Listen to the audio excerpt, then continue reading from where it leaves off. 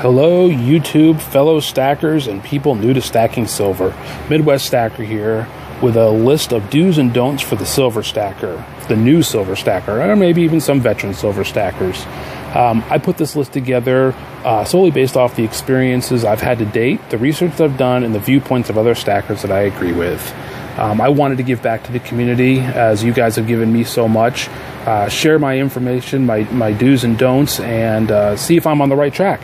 I don't think that I have missed too much, but as always, there's something to learn. I learn about silver every day. Share your comments below. Let me know what I've missed, and continue to help me educate myself and others. So let's get started. First, whether you believe the economy is going to crash and we're headed for an economic downfall, or you just like shiny things that stack well together, stacking silver does come with risks. And to help mitigate those risks, I've put this list together to become better stackers in the long run. Let's forget for a while why you're stacking silver, because at the end of the day, it's really about the silver you own in hand, or at least I hope in a safe. I say that because I want you to listen to this with an open mind, and forget about the reason why you're stacking silver, and then go back and compare the reasons why you're stacking silver to my list of do's and don'ts. I think that will help you and help other people become better silver stackers and try to become more educated about silver and stacking of silver. So without further ado, I've got 10 do's that I want to go through. Let's just go ahead, dive in, and get started. First and foremost, by all means, stack silver. It's just that easy. There's no excuse to tell yourself why you shouldn't stack silver. As a matter of fact, for every poor excuse someone could come up with why not to stack silver, I can come up with a minimum of 3 good reasons to stack silver. The first is it's always been considered a precious metal. Precious metals hold their value. If it wasn't a precious metal, it wouldn't hold its value and it would be worthless. So the rarity of the metal is only going to drive the price up in the future. This means silver will always hold its intrinsic value, with or without stock market or a bunch of bankers setting the price. 2, silver spot prices is around $20 a troy ounce right now, with a small markup charge that makes this precious metal a great time to buy. I promise you, once you start buying silver, you'll start looking at spending money in an entirely different light. For example, I now compare spending money to wants in terms of how much silver I could buy. I want a new set of speakers for my car. Cost $300. Return on investment, maybe $150 when I upgrade again next year. That's a 50% loss. Right now, for that same $300, I could buy 13 generic 1-ounce bars, or maybe 18 walking liberties, or even 10 premium rounds. The return on investment, about $300 plus or minus, whatever the stock market is doing at the time I sell. Silver is not a sure thing. It can go up and down in value based on the market. But as all market items go down, they must come back up. Unlike my speakers that will never be worth more than I bought them the second I bought them. 3, we're a society of here and now. Buying silver fills that need of spending money. Retail therapy, as my wife calls it, every time she comes home with a new purse. You know, the idea is to trick your mind into buying something that relieves the stress or everyday wanting something new. And when you're buying something and holding it in your hand, you have tricked your mind into thinking you have purchased this item that you want. It's basic marketing. It goes back to, the whole I want it and I want it now mentality that people in the U.S. And around the world have. If you think back to all those times you've purchased something only to regret it an hour, a day, a week, or even maybe a year later, it makes you mad. It makes you wish you could go back in time and stop yourself from buying it. Or in addition, it makes you so mad that you've bought it that you turn around and sell it, and usually you sell it for a loss. Am I wrong? I know for a fact that I've done this. Matter of fact, I did it not even 3 months ago. It was with a car. I turned around and I sold it. Took a huge loss on it, but I shouldn't have bought it to begin with. So it's basic marketing to try to grab you, to get you to buy something, to to fulfill that need of purchasing something, but you're purchasing something that holds its value, and in the long run, you're actually saving money or investing and gaining money. So, as I said, I now look at things in a totally different light. If I want to buy this $20 item, that's one round I could possibly buy, or one bar I could possibly buy, and it'll fulfill that same need of purchasing something, the here and now feeling.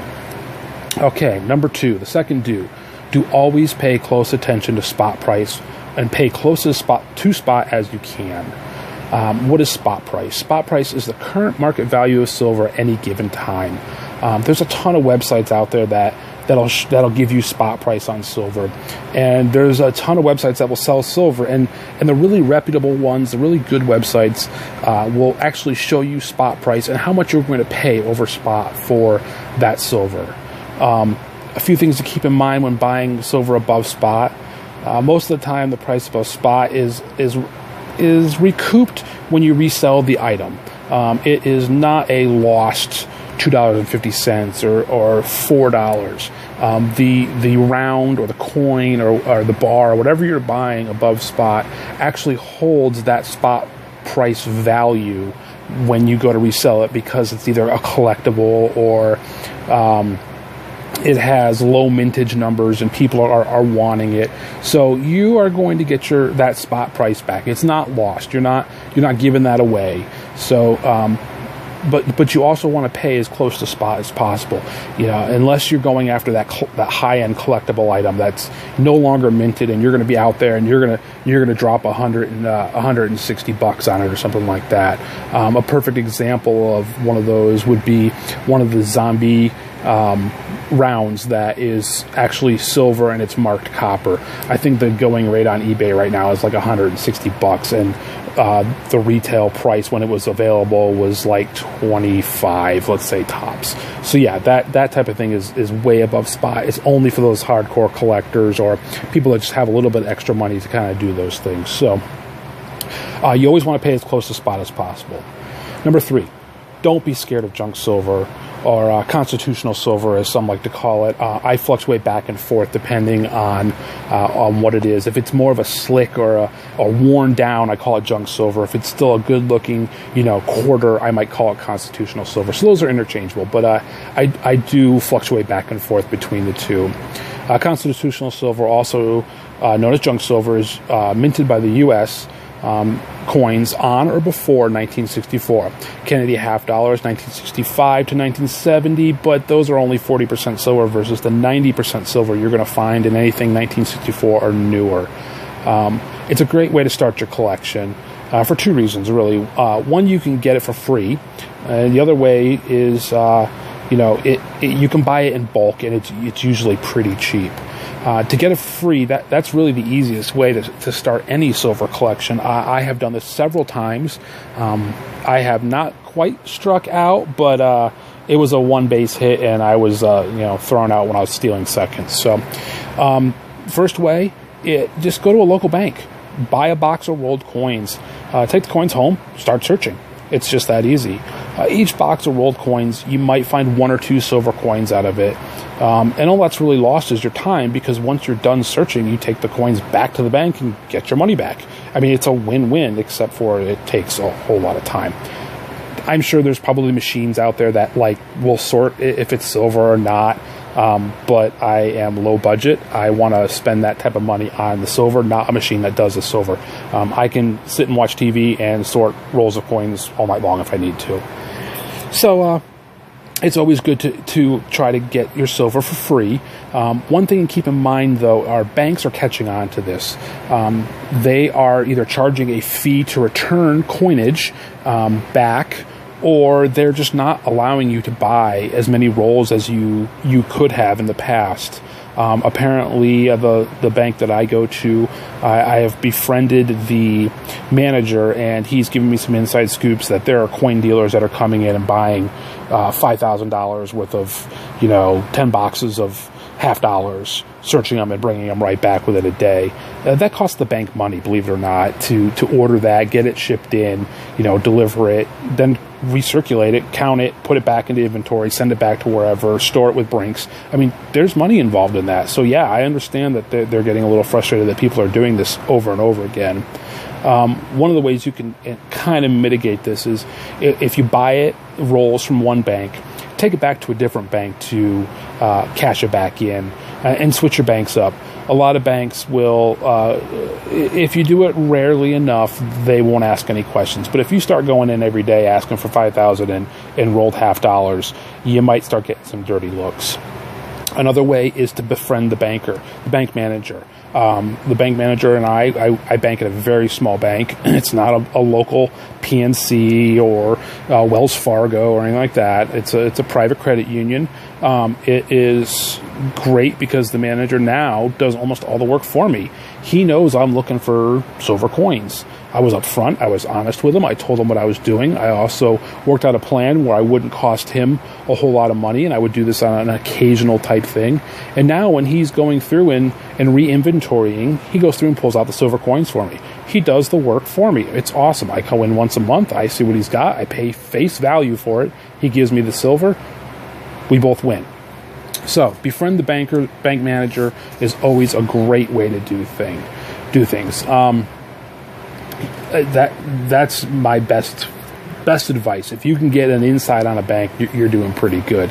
My small bank, I've even actually been able to sit down in a cameraed conference room, recorded, and go through about 10,000 half dollars at a conference room table with no questions asked. He just let me go through a brand new bag that he got that wasn't even, it was all circulated coins that was just, he was going to have to put in inventory, and he let me have first dibs at whatever I could pull out of there.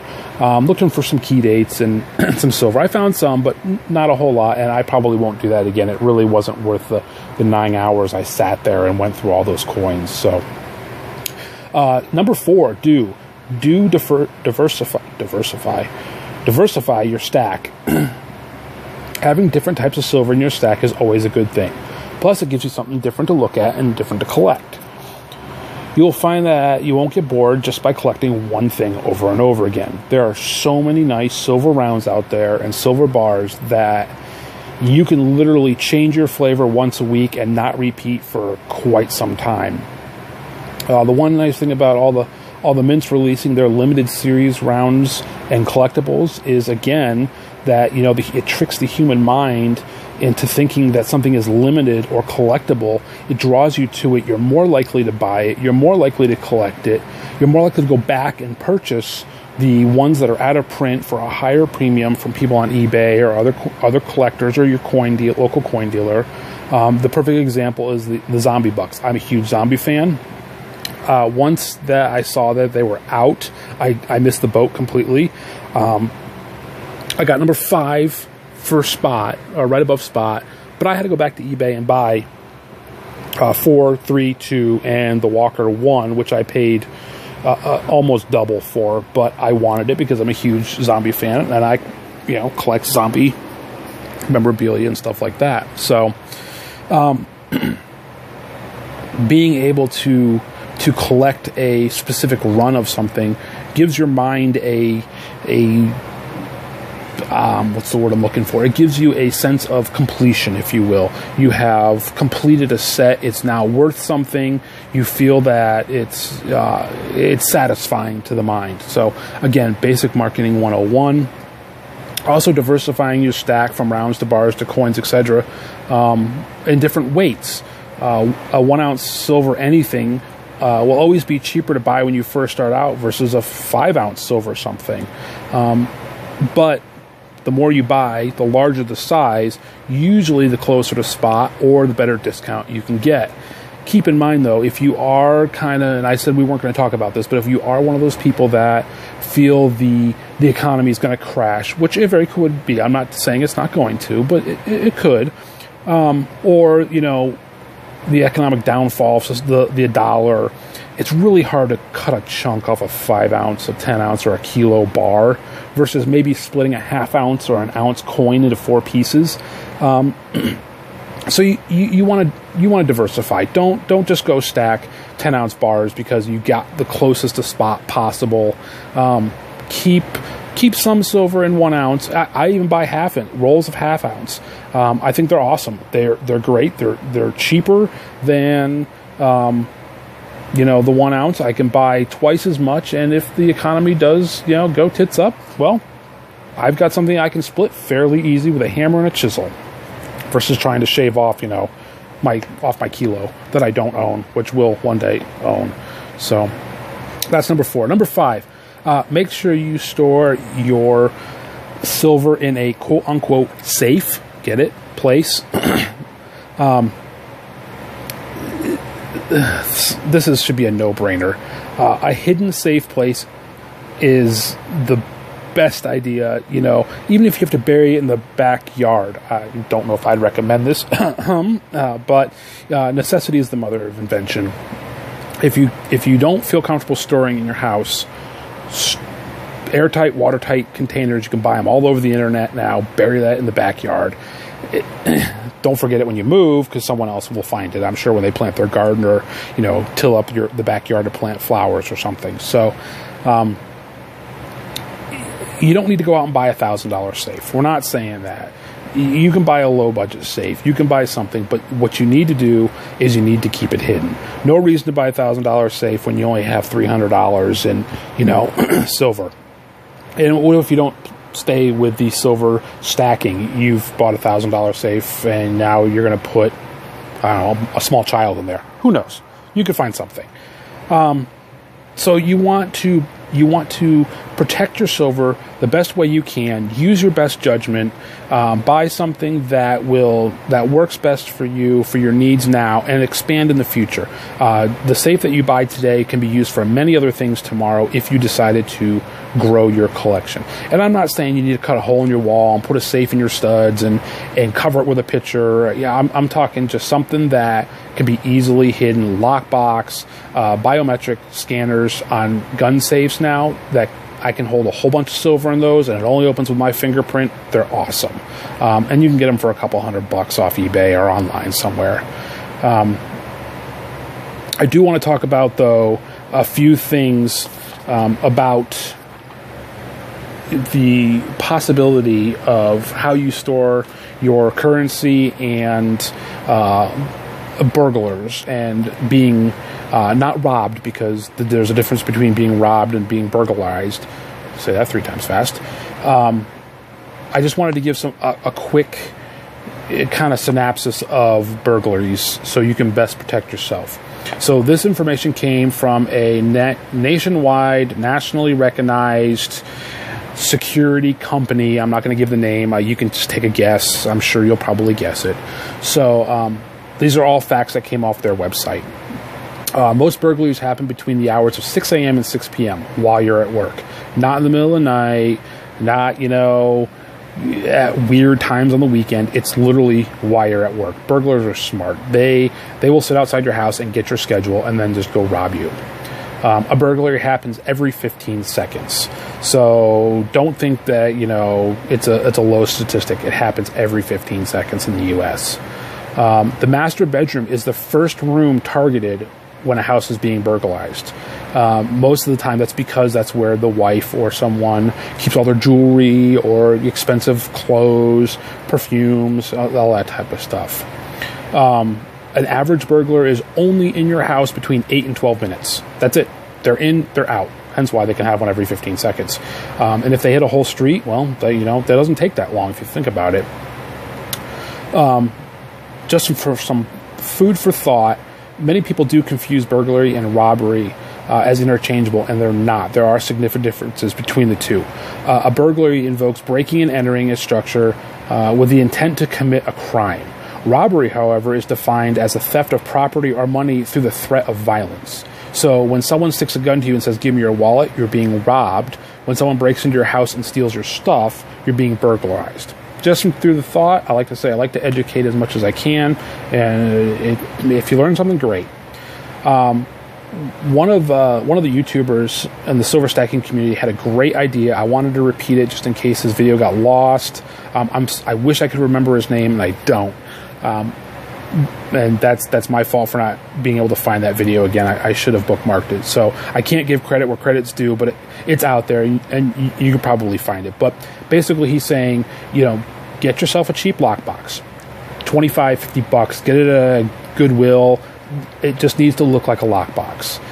Throw some coinage in there. I'm talking like everyday circulated quarters from your pocket after you go to Burger King and buy your Whopper.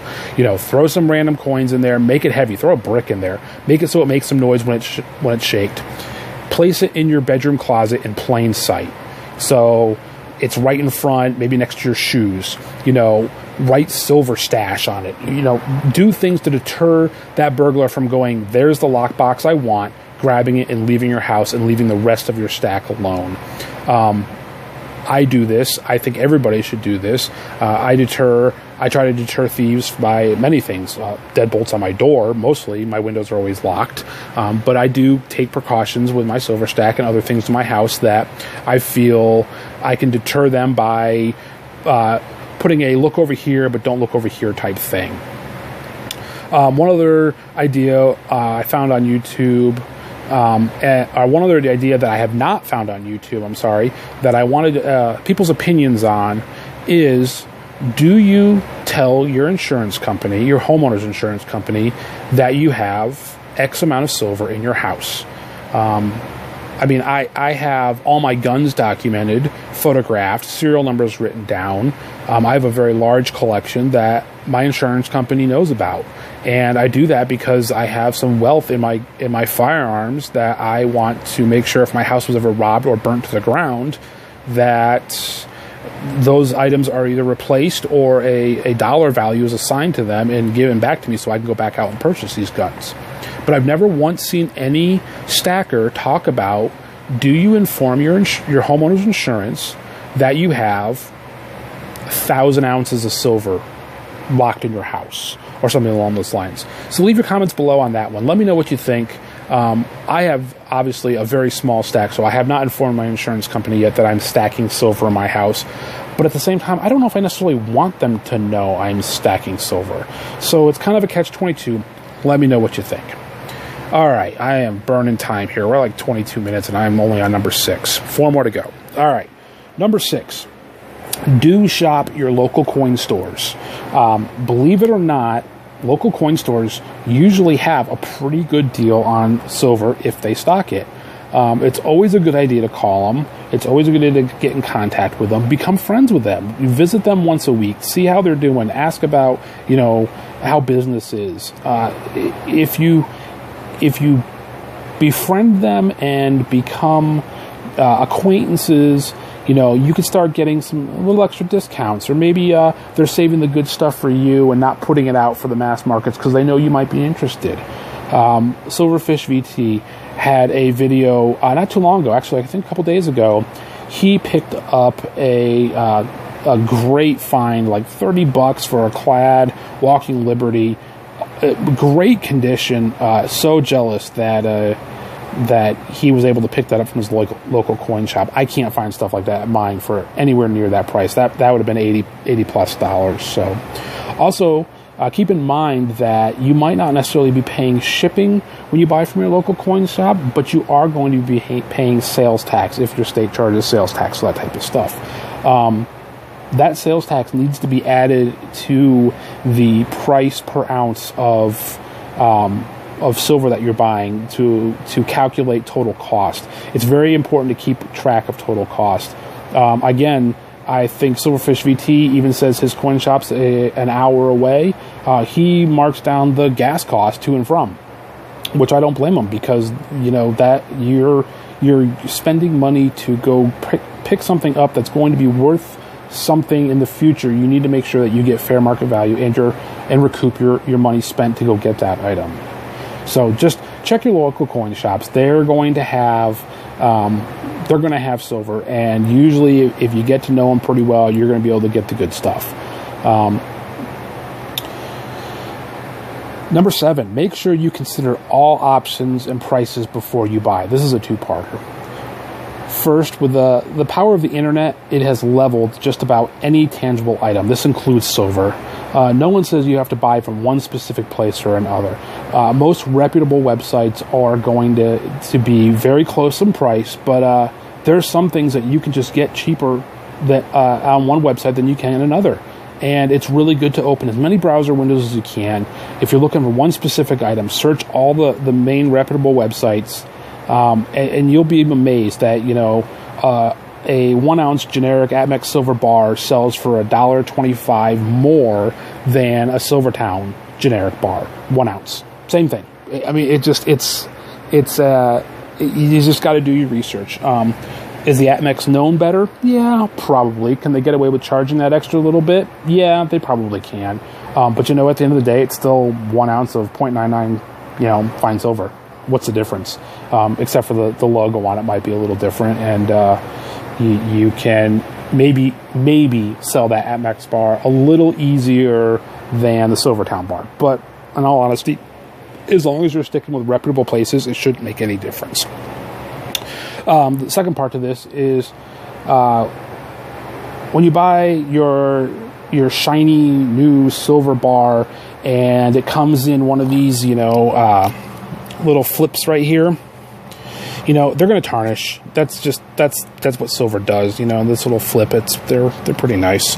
But I have to admit, I like the airtights, and I even like the airtights that have the little rubber seal around it. But that type of airtight, they can get costly, and you have to take that into consideration when you're valuing your silver. No matter what your silver's in, it's going to tarnish unless it's like an airtight sealed, and even then it might. I haven't been collecting silver long enough to know if it's going to tarnish in something that's like vacuum packed or, you know, something along those lines. You know, I'm guessing since human hands isn't touching it, it's probably going to be okay. I mean, you can even go as cheap as just, you know, sticking it in something like this for, I think these are like 8 cents, 5 cents maybe. But think about that. If this is 5 cents, I've got 10 cents in here. I've got half my money wrapped up in something that's holding my dime. I mean, that's pretty sad if you think about it. Or you go with, you know, airtights with a nice rubber seal. Let's just say they're 50 cents a piece. You have 1,000 rounds, all in airtights. You've spent $500 on plastic airtights that are doing nothing other than making it, I don't know, look pretty, not tarnish as quick. Really, I mean, why? But I have to admit, I like seeing my silver in airtights. I don't know why. I guess it makes me feel like it's more protected, but to be completely honest with you, if my silver was out, I'd be using gloves, but I wouldn't be really touching it as much. But when it's in one of these, you know, I feel like I can touch it, I can handle it, I can shake it, I can get close up to it and go, oh yeah, that looks so good. So I like putting mine in airtights. I can't lie.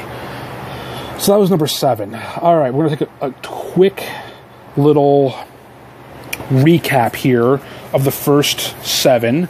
I'm not gonna go through like the whole spiel, but I'm just going to go through it really quick. And basically, number 1, always stack silver. Number 2, pay close attention to spot price. Number 3, don't be scared of junk silver, you know, or constitutional silver, whatever you want to call it. Don't want to piss anybody off. Number 4, diversify your stack. Number 5, make sure your stack is in a quote-unquote safe place. Number 6, check your local coin shops. Number 7, make sure you consider all the prices and all of the add-ons that you're going to put into your silver when you buy. Okay, so let's say you ignore all 7 of those. They're whatever, you know, Midwest Stacker's off his rocker, he doesn't know what he's talking about. These last 3, these are my core 3 things. You know, yeah, you can pay over spot. Yeah, you don't have to buy from your local coin dealer. Yeah, you can buy from only one specific website, whatever. But these last 3, these are my absolute key. I follow every single time.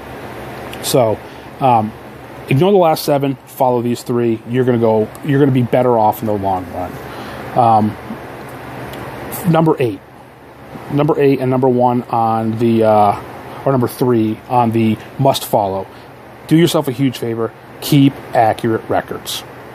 I can't stress this enough. If you get invoices, save your invoices. Scan them into a computer. They take up 0 hard drive space. It takes you 2 seconds. Take a photograph with your phone, email it to yourself, put it in your Dropbox, put it in your Google Drive.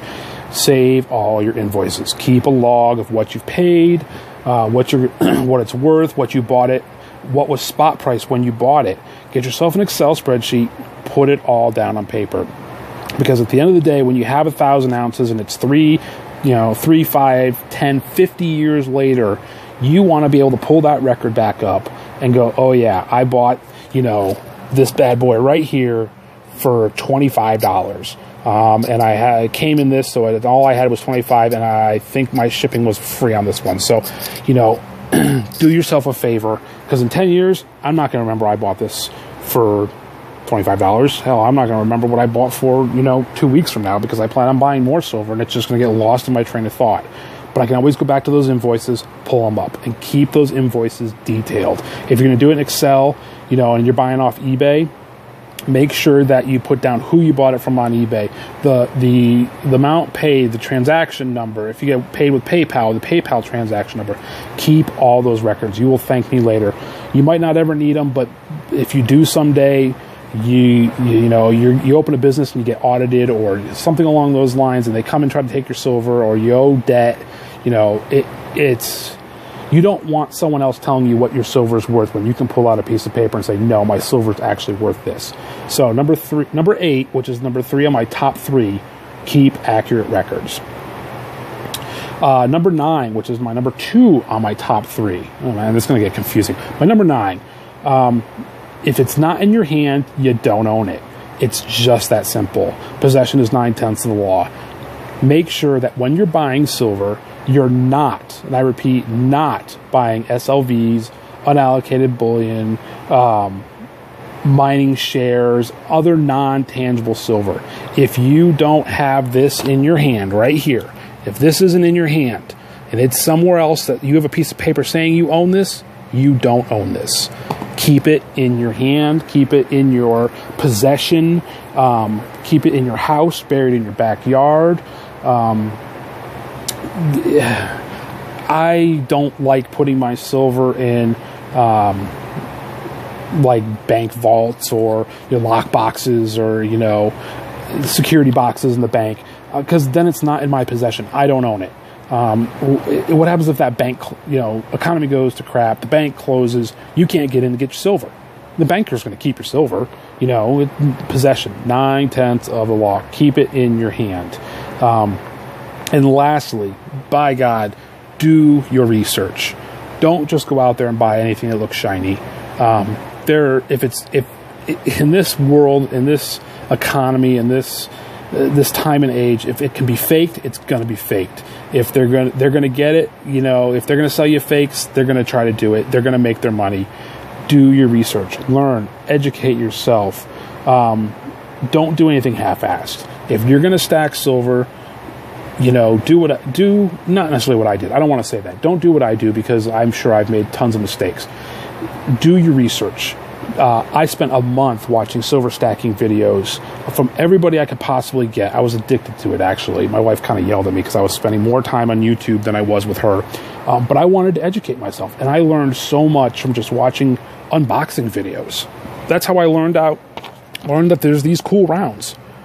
Just the other day, I learned about these things from Skyydaniela, these really cool silver cards. They're like $3. They're a little novelty thing. They have like a gram of silver on them, but they're really cool. I ordered a whole bunch today. I'm a sucker like that, I guess. But awesome. They educate yourself as best as you can. If it looks too good to be true, it probably is. Don't buy from eBay with someone with no rating that's got 100 or so of X amount of coin. You more than likely that's not like legit. So be wary of that. Be wary of people that have recently changed their eBay name. A long time ago when eBay first started, there was a scam going around with that. I'm sure it's been fixed by now. I don't try to buy a whole lot off of eBay, especially stuff like this. And I definitely don't sell on eBay, because the power is all on the buyer. The seller can get screwed left and right. I don't even know how to protect myself from that yet. So if it looks too good to be true, it is. So number 10, do your research. Like I said, this is all the stuff I've gathered from watching videos, the life lessons I've learned. I hope this has been educational. It's 35 minutes long. I'm sure you guys are probably bored out of your mind. Your seasoned stackers anyways. Your new stackers, all I can say is, enjoy it. It's rewarding. It's fun. It's something to hold on to and collect. It's something you can pass down to your kids. I'm getting my kids involved in it. They're learning to take their allowance they get, and they want to buy silver now. And they want to hoard that silver, and they're doing it because, well, it's shiny to them, and it's cool, and it's got really neat zombie stuff on it. My whole family loves zombies, so they're loving it. My youngest son, he loves the Silvertown stuff. He loves the little miner guys. So I get that focused in here, probably not. So there's so much out there. Do your research. Learn from my mistakes, learn from other stackers' mistakes, watch other videos. You will go a long way in this cool collection of silver. And again, I'm going to post a don'ts video probably tomorrow to follow up the do's. My website will have a full text version of this. Maybe not the exact wordage because I kind of don't follow my own script. So guys, thank you. I hope you enjoyed it. Leave comments and let me know if you want to tell if you think telling your insurance company, homeowners insurance, is a good idea that you have X amount of silver stacked up. This is Midwest Stacker signing off for the night. See ya.